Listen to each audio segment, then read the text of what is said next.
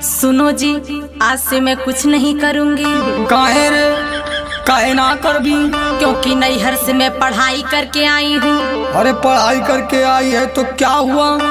मुझे ये पता ही नहीं था कि तू है अनपढ़ रे। मुझे लगता है तू नैहर से ही है मन बढ़ रे। मैंने जी जान से मैके में बस पढ़ाई की। अरे तूने डिग्री लिया बस झगड़ा और लड़ाई की। देखो अब मुझसे चूल्हा चौका ना कराओ तुम। देखो पढ़ने का रोब मुझको ना दिखाओ तुम। मेरे माँ बाप ने किस घर में मुझे बांट दिया। मेरा घर तूने 2 हिस्सों में आके बांट दिया। तुम्हें इस बात का प्रमाण दिखाना होगा। तुम्हें कुछ दिन में ये गोबर भी उठाना होगा।